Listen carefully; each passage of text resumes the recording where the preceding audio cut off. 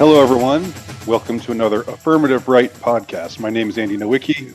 With me, as always, my partner in thought crime, Colin Liddell, and today we are joined by our brother from down under, Richard Wolstencroft.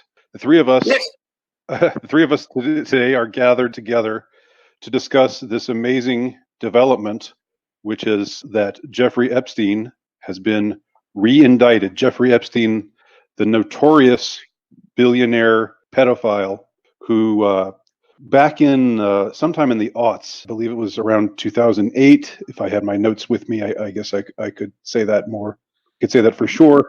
But at some point over 10 years ago, he was initially charged with various things, including sex with a minor and child trafficking and other things. And the case was in Florida before, and it was a state case. And he had his dream team come in, including Alan Dershowitz and Ken Starr of Clinton era fame.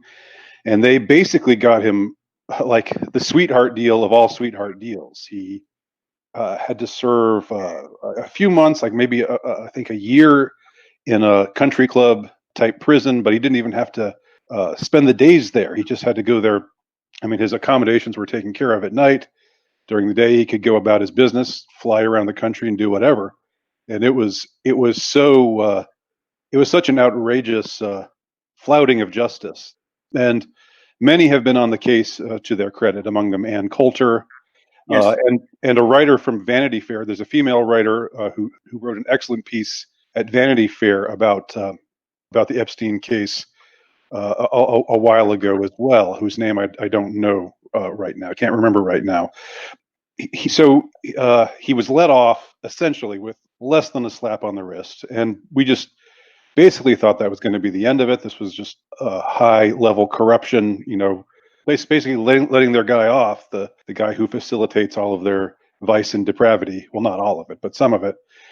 And now in recent days, I believe it was 3 days ago, it was announced that Jeffrey Epstein was going to be rearrested, and he was indeed arrested. This time he is charged with federal crimes.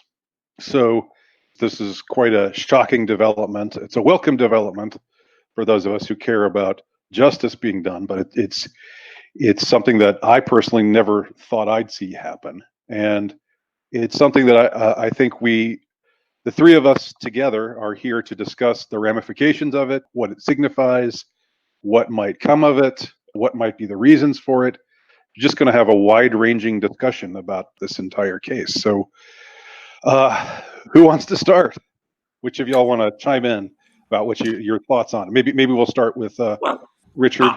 Sure. I think this is the week, the Pizzagate essentially went mainstream. When you talk to many left-wingers or, moderates and centrists, if you bring up the Pizzagate thing, it was considered that radical, it's like, the far reaches of Alex Jones kind of thing. Right. And crazy. It's just really, nothing's really changed. I mean, you know what I mean? In the sense that like a lot of the information has been out there for a long time, but suddenly it's all over mainstream news, and it's even CNN, and they're reporting, obviously direct links to Bill Clinton, the Clintons in general, and human trafficking, which was basically the main accusation of Pizzagate, even though, the media likes to focus on that particular Comet restaurant and everything.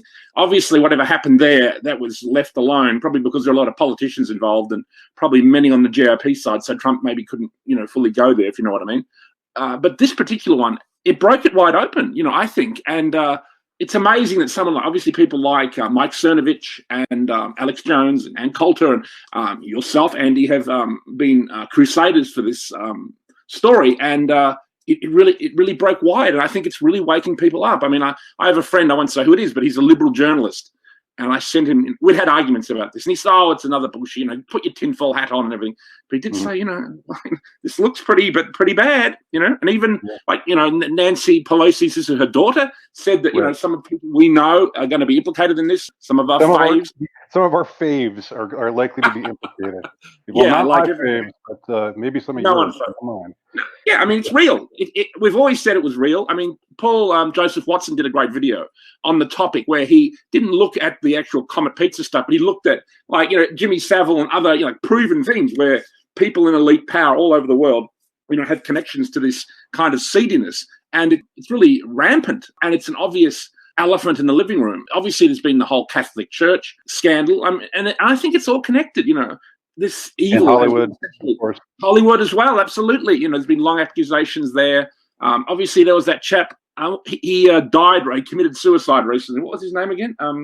Jumped off a bridge. Remember that guy? You're talking about Isaac Cappy. He called out people like Steven Spielberg, and there were many people that were meant to be named in connection to the two Corys, Corey Feldman and the other one, Corey Haim.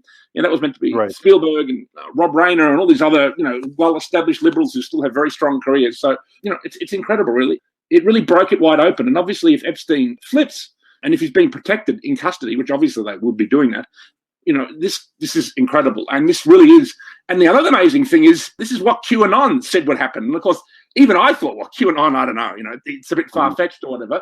But this is what QAnon said would happen after the Mueller case finished, and after these July 4th things. He says something big will happen that will, start the dominoes falling. And then a week later, here we are, Epstein.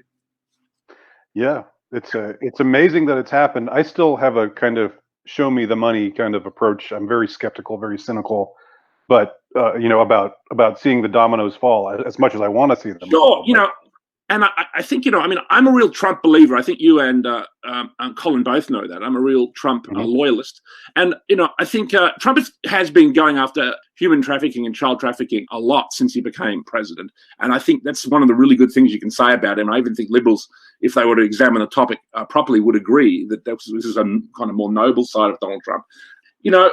The extent of it, though, the problem, obviously, I think many of people who are in the elite will be implicated in this, but the problem is they're going to be people within the GOP, and also people he might want to protect for political reasons.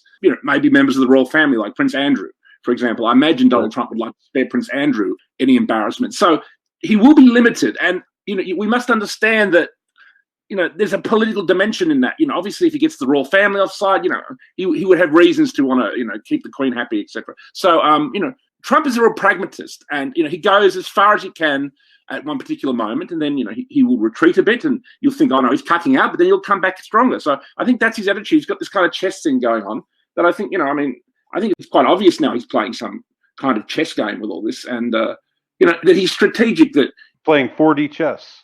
Absolutely.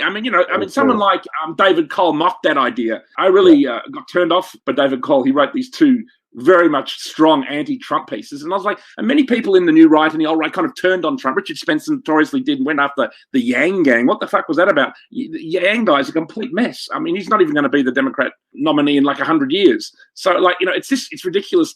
Even if you have doubts about Trump, he's still clearly the strongest candidate for a kind of nationalist, patriot, and new right kind of perspective. Like, sure, you can be like Ann Coulter and critique him. He needs to be stronger on the border. Sure, but he's facing great opposition at times, and he has to play it strategically.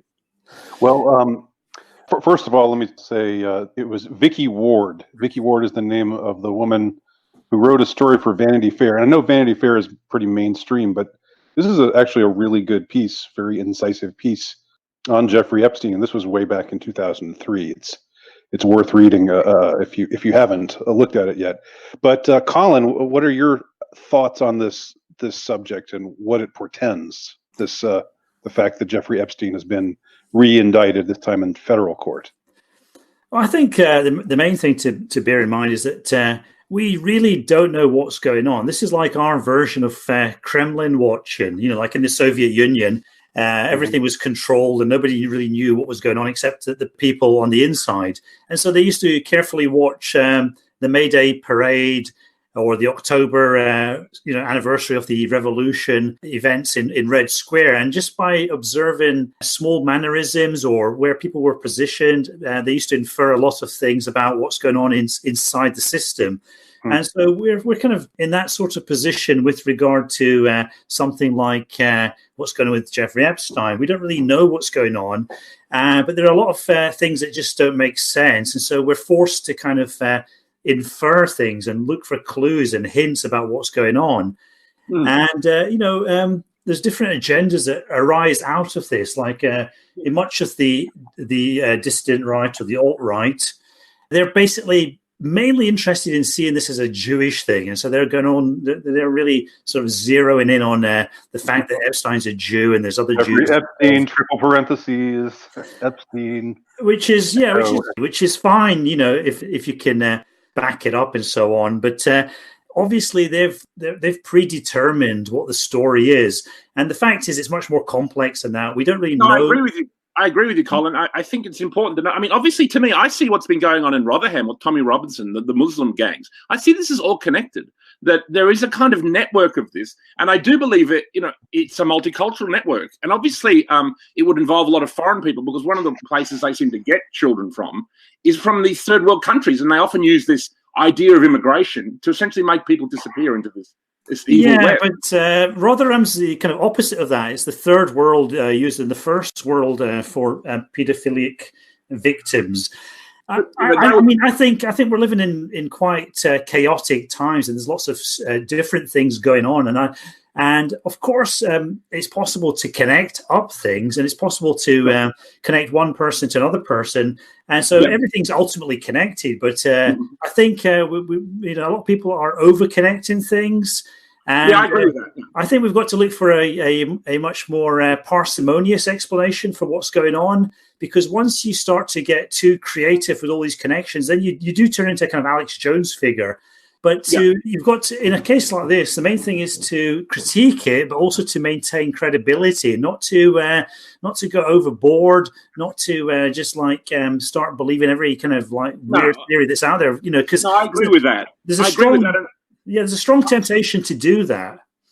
I've fallen into the error sometimes of blaming one group or another. Obviously, maybe one or two groups could be predominant in the leadership structure of this. Obviously, I think the Saudis are very much involved. I'd heard that for a long time. And obviously, it's a little harder to prove because you really have no access to the Kingdom of Saudi Arabia. So things really don't leak as much from there. But there's long been rumors about that. And, I mean, obviously what happened in Rotherham and this Epstein thing, it is different. But they were still, I guess, acting like kind of pimps and then pimping them out to all kinds of different people in England and probably to the elite as well. So I think it is connected in some way. But yes, I agree. One should not, jump to immediate conclusions that it's all like, a giant conspiracy. And even when you talk about something like this, I mean, we're speculating. When you talk about something that's at least to some extent a conspiracy theory, you are speculating on it. So, one can be incorrect. One can make a false, that's connected to this. Well, maybe it isn't.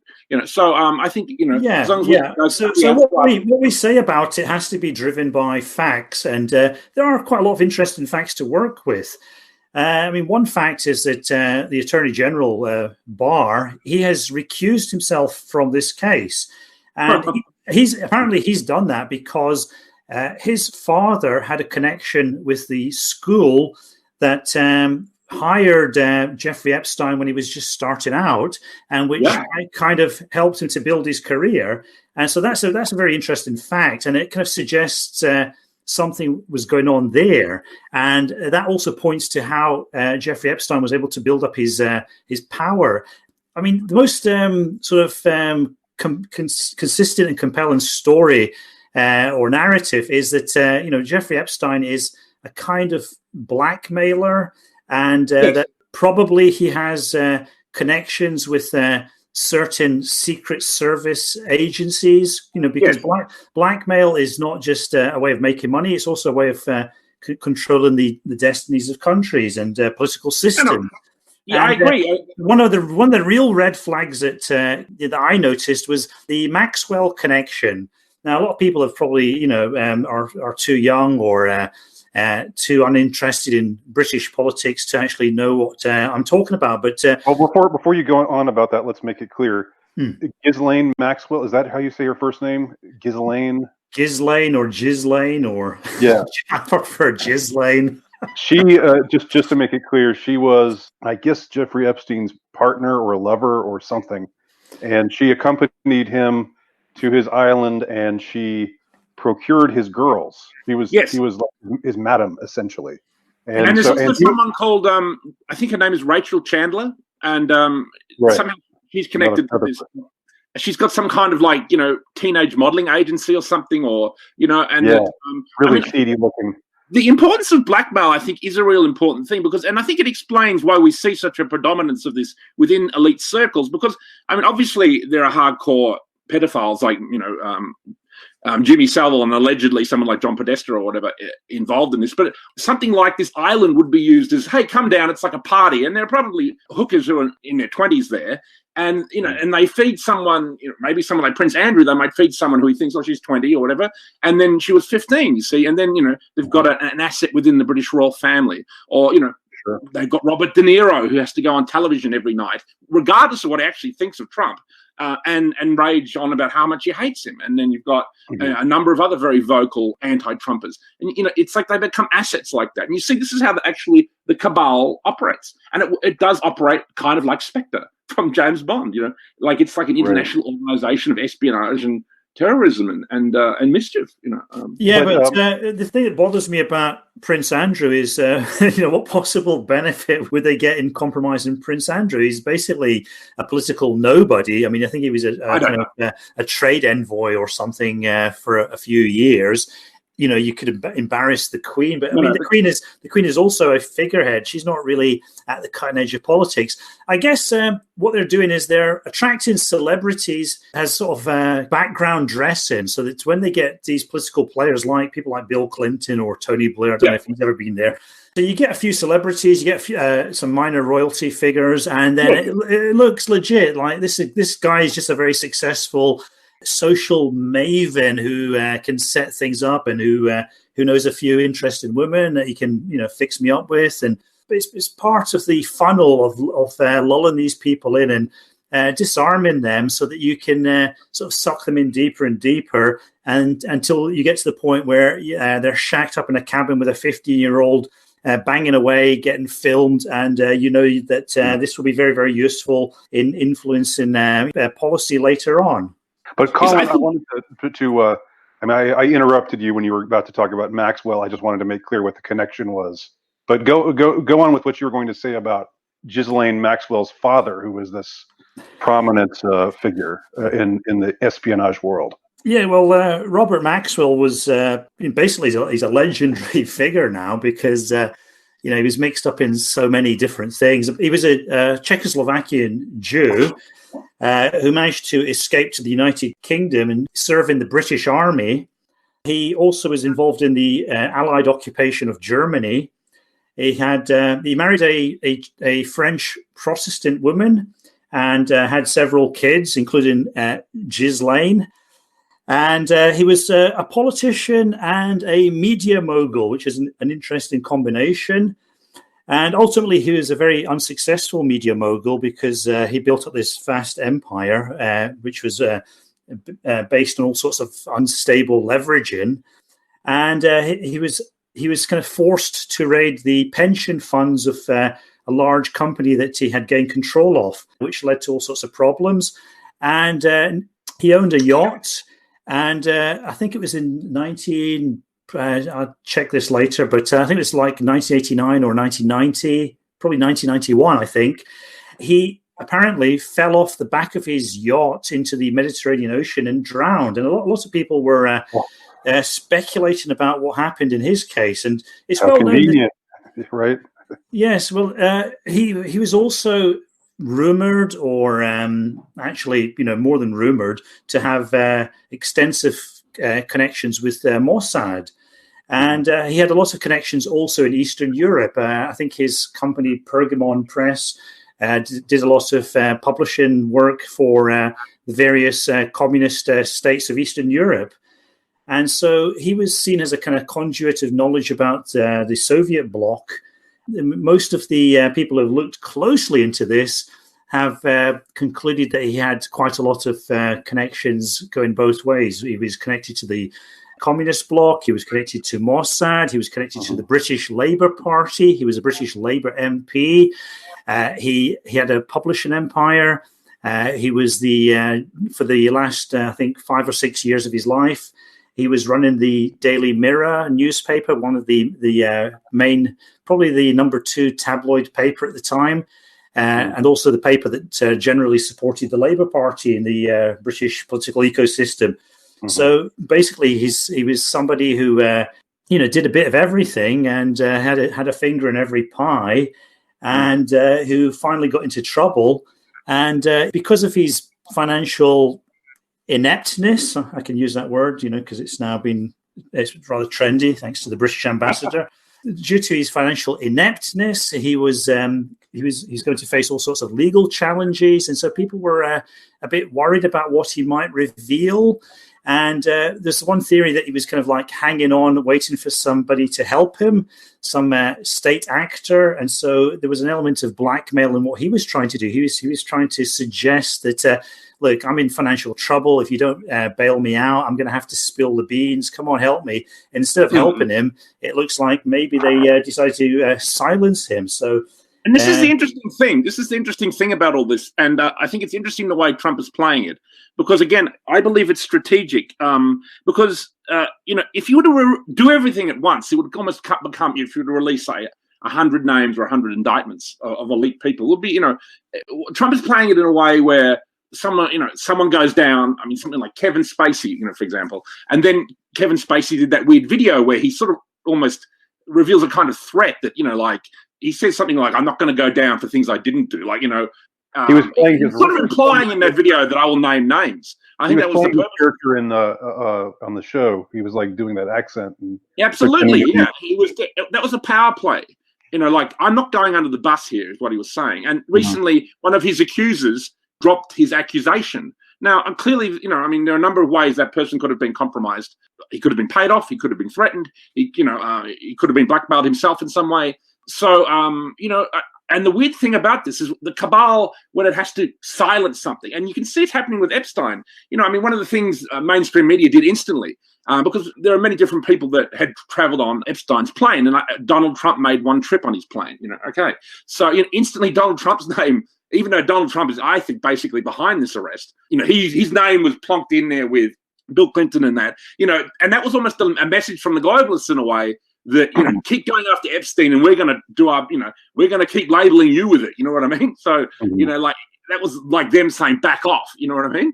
Yeah, and Trump had that quote, which we all know by now, that something he said about Jeffrey Epstein back in 2002, which was, I don't have it verbatim right in front of me, but it was something like, "I know Jeffrey Epstein. He's a great guy. Yeah, he likes them a little young."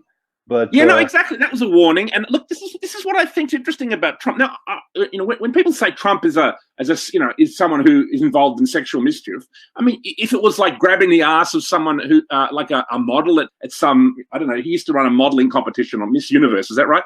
That I could believe. He probably propositioned a few people, but I don't think he's into underage girls. You know what I mean? And that I imagine that he moved in the circles where he sometimes saw that.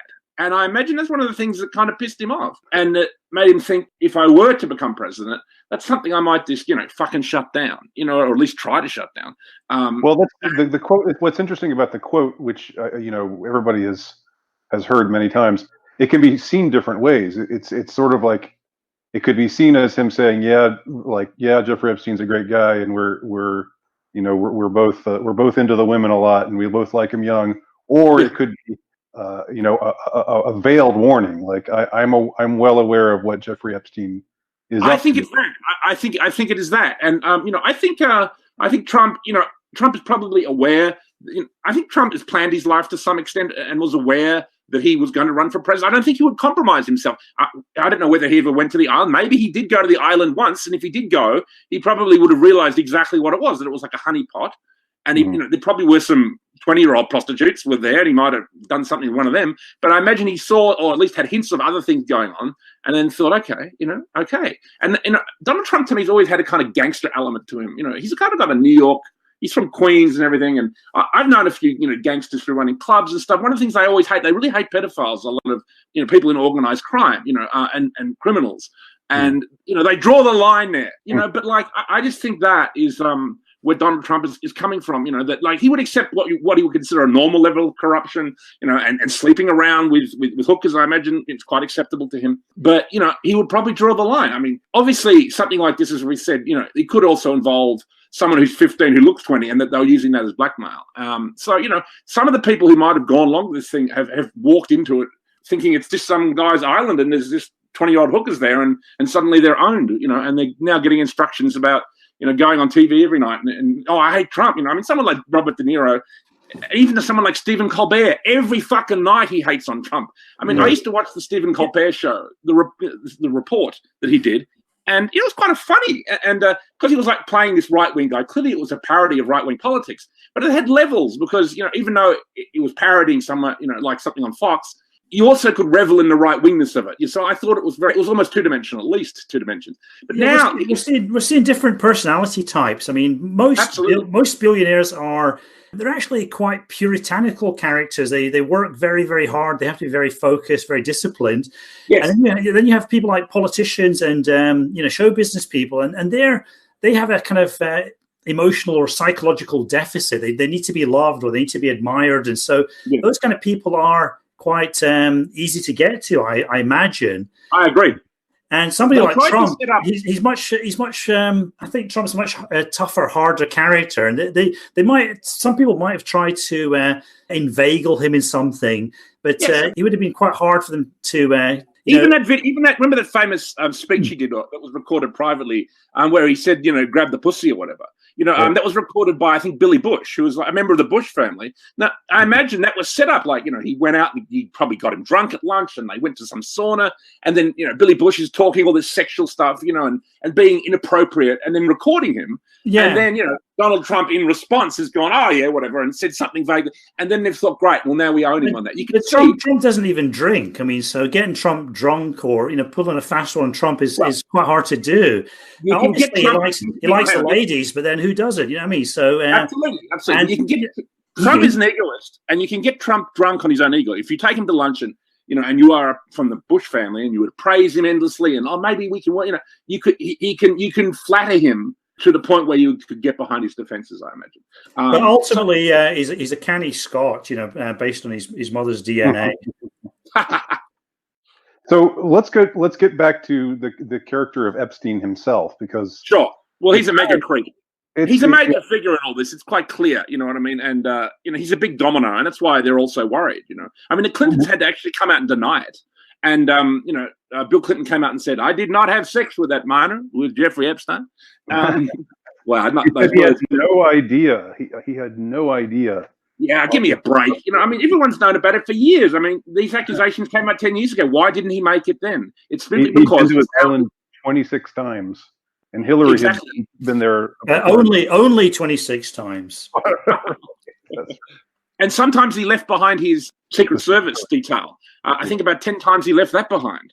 You know what I mean? That's because he doesn't want any witnesses. This is very suspicious. And as I said, it adds credence to the broader thing. Apropos the Podesta accusations, I mean, I'm thinking Podesta could be next.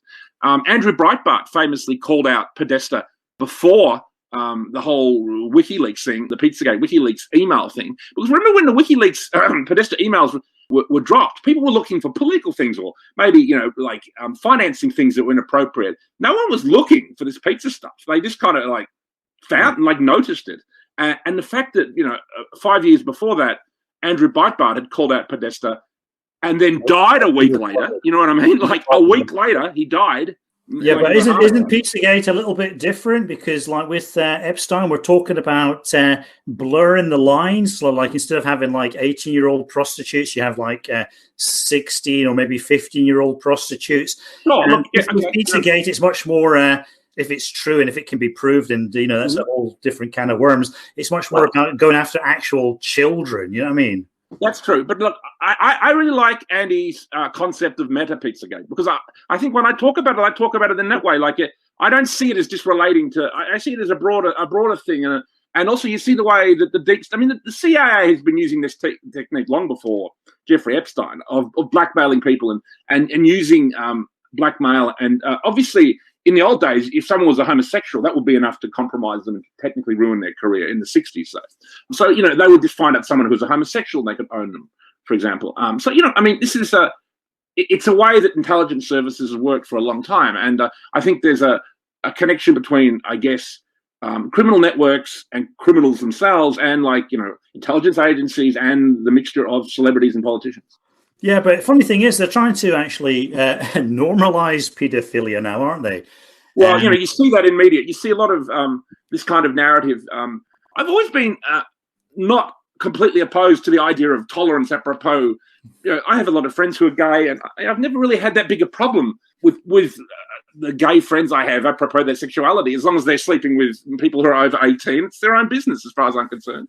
But the gay agenda has become propagandized in a way that it's the leftist approach to sexual identity. You start with the gays and the lesbians and the transgenders, the queers, and then you move on to people who are sexually attracted to animals and children, and you can use all the same ideas. You can recycle all the same justifications. This is a person who's just born this way. They just happen to be this way. We should try to understand them. We should try to be kind to them in some way.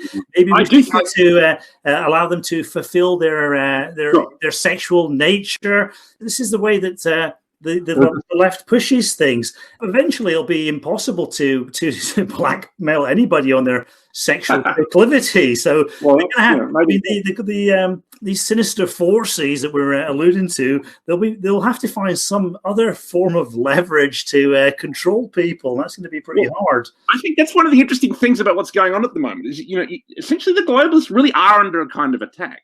I do believe that Russia is involved in this to the extent of. Obviously the KGB would know what's going on. You know what I mean? They would know the way that Mossad works. They would know the way that CIA works. They would, know of blackmail operations. They probably have their own. You know what I mean? So I think the KGB and Putin and that are connected to this in some way. I mean, tangentially, in the sense that I just find it. Well, they've got that video of Trump pissing on prostitutes or whatever it was. Well, no, that's bullshit. That's bullshit. No, Trump never would have done that. That was nonsense. Made by McCain, who was zapped with some kind of die soon gun, and he's no longer with us. The rumor is that Trump has already set up tribunals to get rid of a few key globalists. So, who they obviously. This is another rumor, which is I guess connected to QAnon a little. Is that obviously the globalists set up this and the deep state set up this thing where everyone's phone conversations are recorded, including this one. Hello, boys. Hello, intelligence agencies. How are you today? They're recording everyone's conversations, but the problem with that is, the cabal itself is having all its conversations recorded.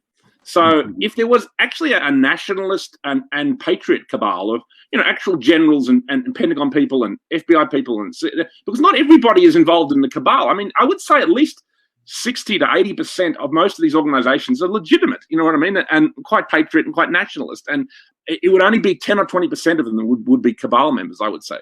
So, the other part, say 60% might ignore it, but I would say there would be a 10 or 20% of these, the Pentagon, the CIA, the FBI, who would be onto this and have been investigating it, kind of off the books, so to speak. And they would be slipping Trump things. And I believe this is how Trump is able to act on these things with almost a strange kind of prescience. Like he knows which domino to push now. Okay, we push Epstein and this will bring down this and that will, and then we can move on to Podesta or whatever, But that is the problem though, because, when you start pushing one domino, it's going to hit other dominoes, and some of those dominoes are going to ultimately be friendly or connected in some way to Trump. And so you've got to figure out where to draw the lines and how to select the target and how to kind of isolate the target. And that might be a problem for somebody like Trump. I mean, if he pushes at this Jeffrey Epstein door too hard, he's going to get a lot of the bad people. But he's also going to probably knock off a few of his friends and allies. For example, Paul Ryan and Mitch McConnell. I mean, I don't know anything about the guys, but to me, they would clearly be compromised in some way or owned by the globalists because they often push that agenda. And they've been very anti the wall at times, at least to begin with when Trump first took office. There are definitely people within the GOP who are compromised. Now, some of them may just be bribed, some of them may be blackmailed, some of them may be, into the globalist conspiracy because they believe in it. Some people do believe the world would be a better place if it was run by a kind of one world government and it would be a safer place or whatever. I guess that's when we talk about this, we're speculating on the whole structure of it. But I do think that the Epstein case itself, it's a big deal. And because and this is the weird thing, everyone was told it's fake. And all liberals are like, oh, no, it's fake. Look, look it up on Snopes. And then they see this story. And they go, hang on a minute, is Trump telling the truth? Or even like some of the nuttier Trump fans. Well, it is very illustrative, isn't it? Because this came out several years ago. We were all interested in this. We thought, oh, this is very, very fascinating. Let's see where this goes. And at that time, where it went, people pulled strings. The media dropped it like a hot potato. And it sort of just disappeared for a while. And, Epstein got this slap on the wrist. And people like Ann Coulter, who were banging on about it, were kind of ignored. And we put up a clip the other day. She was on Hannity. And, she was going on about this to Hannity. And Hannity seemed very interested because obviously this was a big story. But that was the last you saw of Hannity's interest. Obviously, he was tapped on the shoulder. He was told, "No, you don't want to be doing this." He was given his own sex scandal to deal with, and the whole thing just disappeared. And then it was shut away. The files were locked away. People weren't allowed to access them. And then just through the efforts of, I think it was Mike Cernovich and the Miami Herald. Mm-hmm. Mike Cernovich is an important figure in this, I think.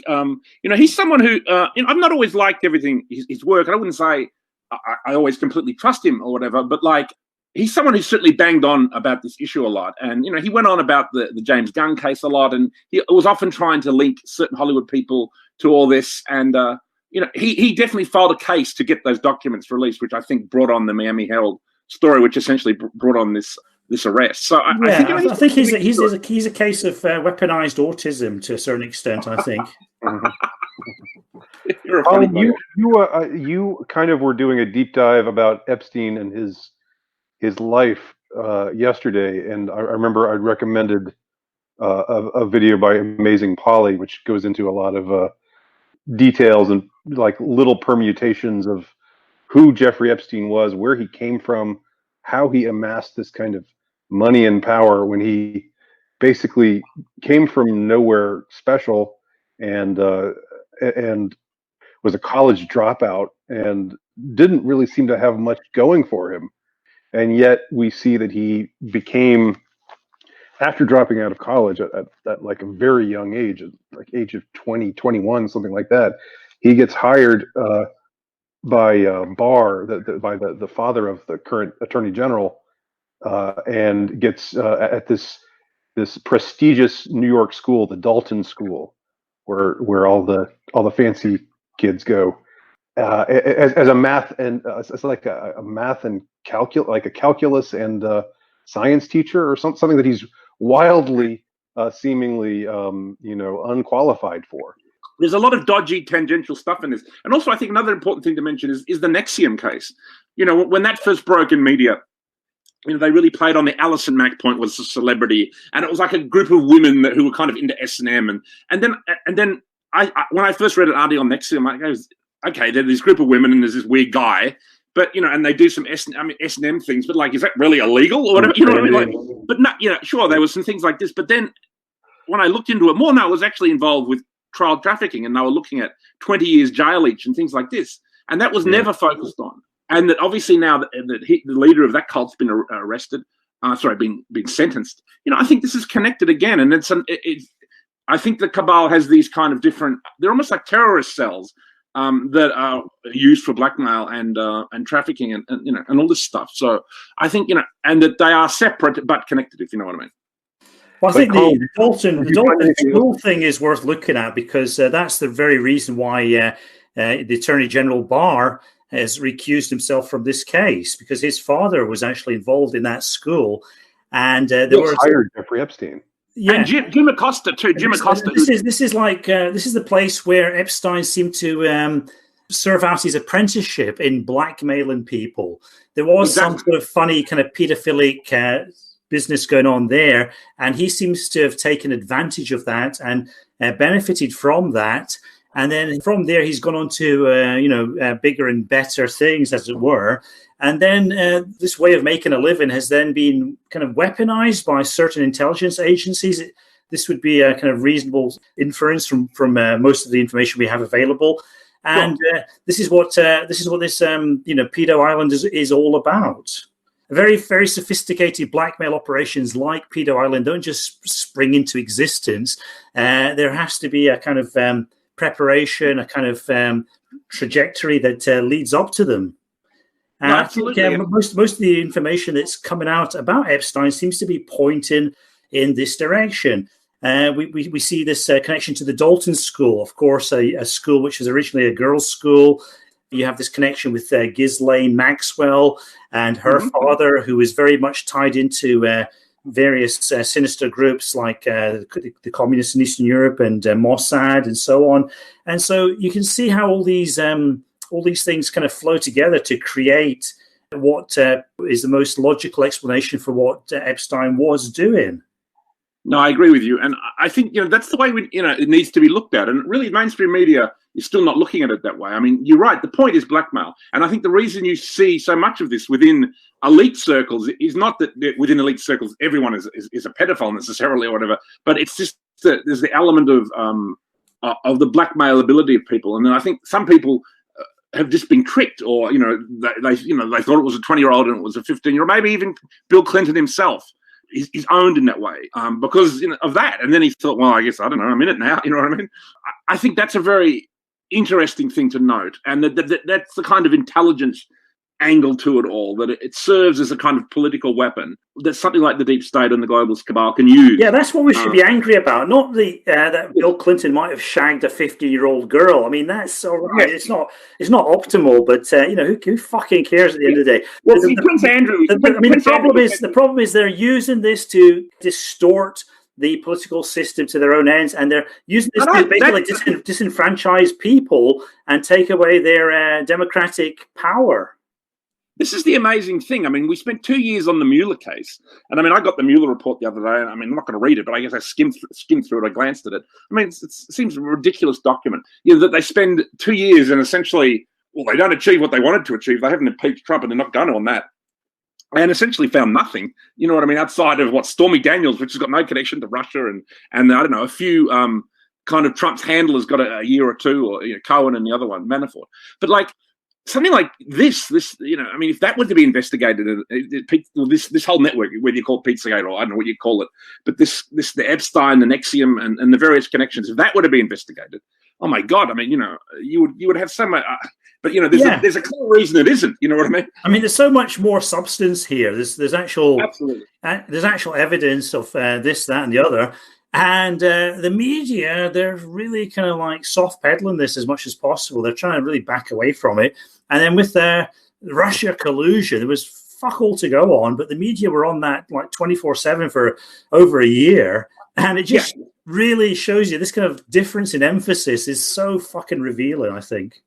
It is. And with the whole Me Too movement and everything, obviously something like the Epstein thing is like a really heinous kind of like issue for Me Too. But on all the left wing, I'm a member of a number of left wing kind of there's an Australian one called Junkie. It's like I don't know. It often deals with like lesbian and gay stuff and like new left politics. I'm mainly there just to troll people and like present a different perspective. But they're always on about women's issues and things like that.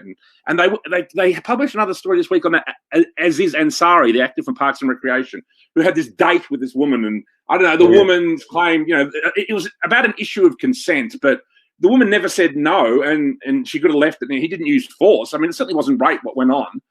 And this has been made into this huge issue. And they published another story on this Aziz Ansari guy this week. And I posted on their page, hang on a minute, Jeffrey Epstein is out there procuring underage girls and blackmailing, major politicians potentially.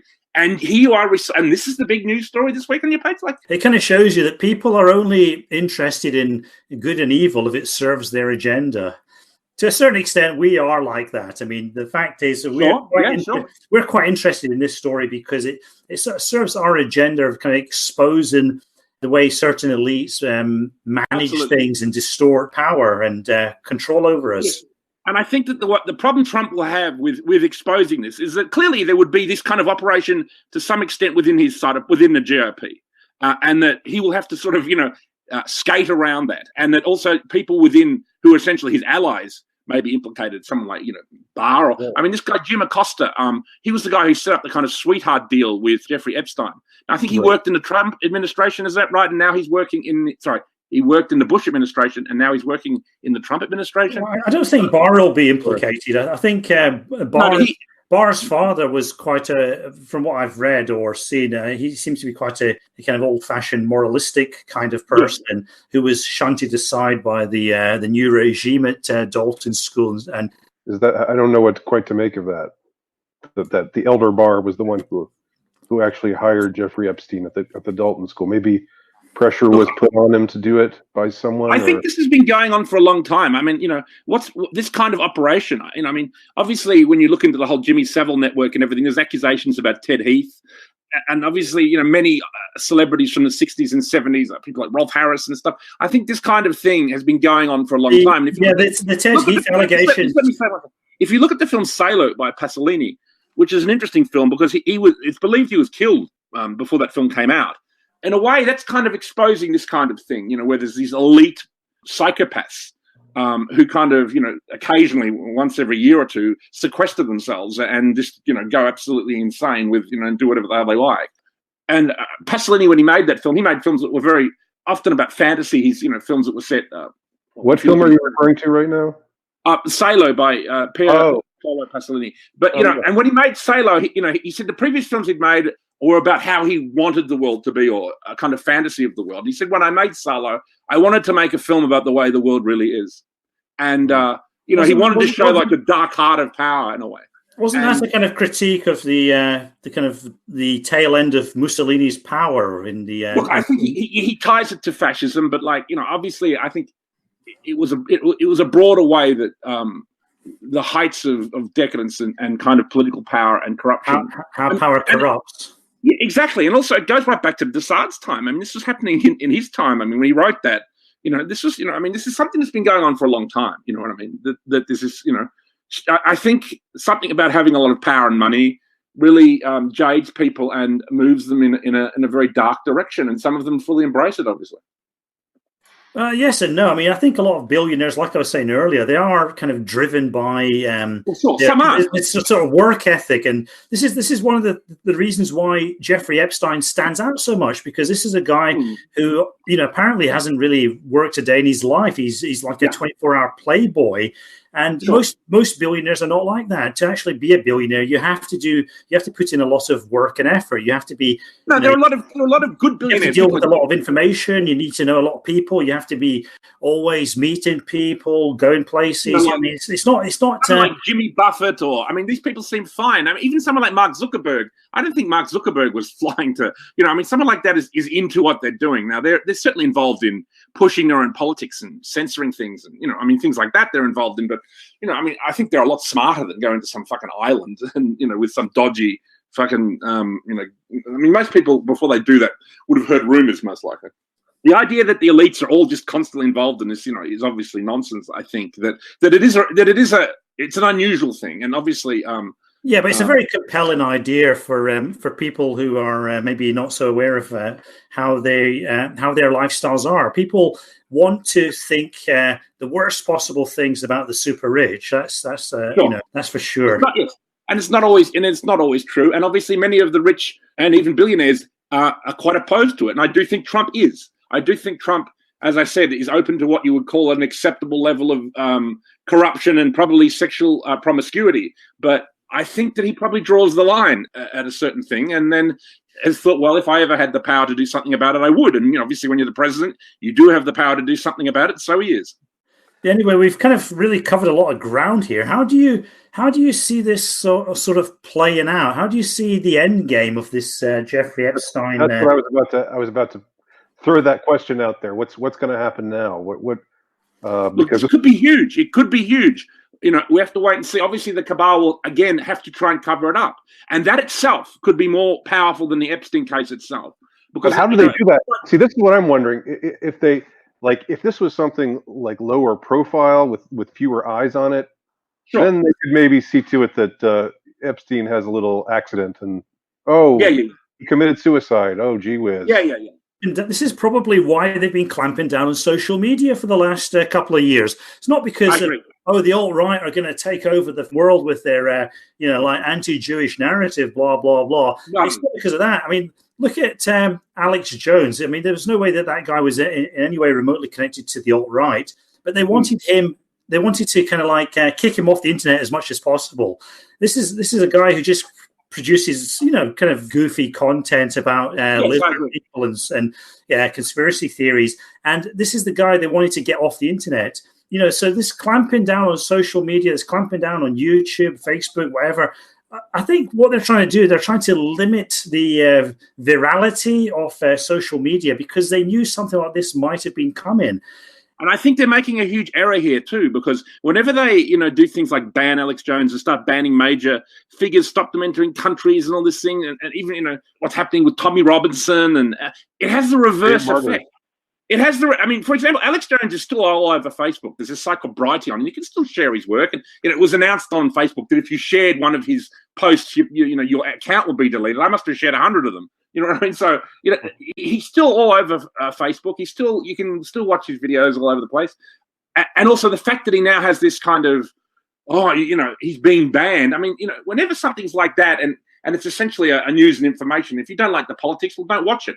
But it actually works in our favor. And I think that's another part of this 4D chess thing, that Trump is pushing them to behave in a way that's so reactionary that it kind of outs them, you know what I mean? And that's exactly what's happening. And that's what could happen here with Epstein, that they will need to go to extreme lengths to cover this up.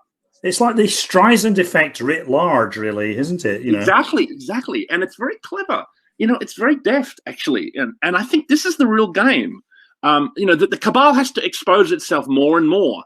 And it is. And more and more people are seeing it. So many people on the left come up to me at film events. I love your page. Oh my God, the way you turn out to be correct is disturbing. And, I've really lost faith in the Democratic Party. I don't know what to do. I still like Bernie Sanders. He might be, I like him, but, they don't like AOC seems a bit crazy. And, they're becoming woke. You know what I mean? I even have a number of them who are essentially like Trump now, they see something like North Korea, even if it's not that effective, the message of it is strong, of peace. And the way he didn't attack Iran, you know what I memean? Seemed he was about to, but he didn't.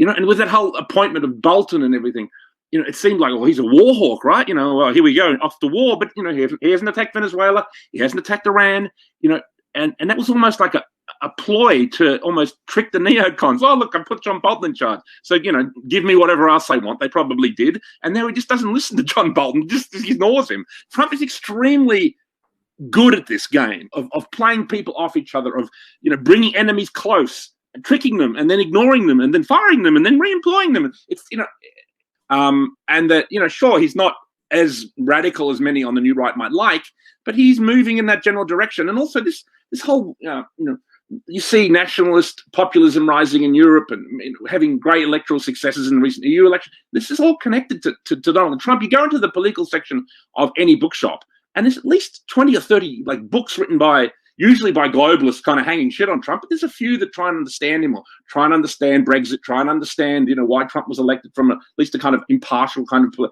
and it's a huge global transformation in politics that I think is much larger than, than we give it credit for at times. It's actually a real kind of shift. I think it's extremely valuable, and that's why I've remained a kind of strong Trump supporter, because I think it's fascinating, and I think right now it's perfect.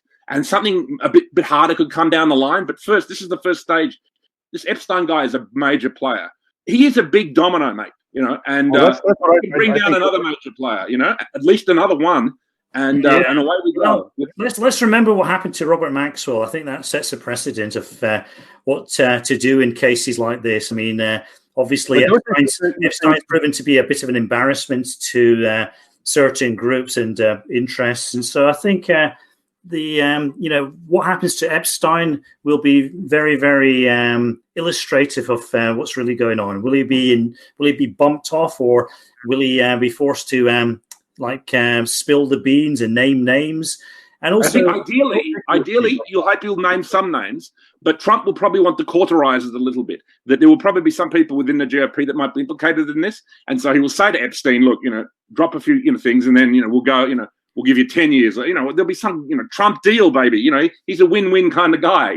So he will save this prick from maybe spending the rest of his life in jail for actually giving him the next step. That again will force the cabal to go into hysterics. Will force the media to acknowledge something that oh, gee, that was never true. Oh, suddenly it is. So is the consensus with the two of you that Trump is behind the Epstein arrest for his own purposes? Would you say that? I think he's behind. Yeah, I do believe he's behind this. I do believe he follows all this, and that this is what's going on. I mean, I believe the narrative that he's after this kind of. I do believe he's after taking down the cabal and replacing it with a more nationalist and patriot and populist kind of elite, and I think that's one of the things he's doing. I mean, in a way, that's what he's really doing. You know what I mean? Like, because he's not doing a lot else. You know what I mean? He's actually trying to bring down this elite, and. I'm quite happy with that conclusion anyway. So yes. I think we've reached the end point of this discussion. It's been great talking, boys. Well, before we finish, what do y'all think is going to happen? What is, if you had a crystal ball, what do you think is going to become of the Epstein arrests? Well, I'd like to bet some money on Epstein being dead within the next 6 months. You think he's going to get bumped off, even though it's so conspicuous now that it would look so obvious?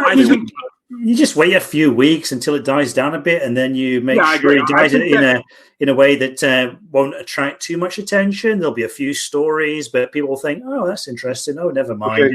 There'll be something else going on at the same time. So one vote for Epstein being suicided.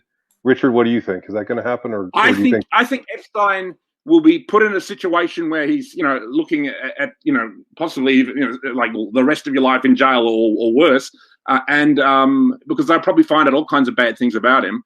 And then Trump will go to him, okay, you give me X, Y, and Z. And then all the other 20 names, well, we can forget about them. He won't maybe directly lead to Clinton at this stage. So is this the dream? Is the Great Awakening QAnon dream that we all so rapturously want to see happen? Are we going to see the Clintons led away in handcuffs? No. I think it will take longer than that. And essentially, when you're seeing something like a change of elites, you take down a few major players in an elite, and then some of the elite itself will switch. Some of the globalists will become nationalist. You know what I mean? Some of the ones who aren't that bad or whatever, who are always a bit on the fence. So I think you're seeing a behind the scenes game. It's really fascinating. I do believe there's some credence to the QAnon thing. I don't fully buy into it. A lot of it seems like repetitive bullshit, and But the interesting thing about QAnon is that when it began, it might have just been created by I don't know who. I mean, anyone, and it could have been complete nonsense. But you can be sure that people within the Pentagon, within the NSA, have read it and that they've thought, that's not a bad idea. Why don't we take back America? Why don't we remove these kind of oligarchical, corrupt criminals from our system, and then we'll run things. I love watching The Handmaid's Tale. Which is all about a kind of post. Right-wing revolutionary America. Obviously, I don't support something as radical as Gilead, but this idea that America is badass, though, in some ways, aesthetically speaking. Oh, I love it. I love The Handmaid's Tale. I think Commander Newicki and Commander Liddell, Commander Wolstencroft have a real ring to it. On that note, we will end our discussion, and we'll see what happens. We'll see whether Epstein bites the dust in some suspicious manner, or if he actually lives to name names. We'll just have to follow. I think he'll live. He'll bring down a few more people, and then he'll be shuffled off the buffalo. And he won't bring down potentially everyone he could, but then that will bring on the next stage of whatever Trump's up to. That's what I think will happen.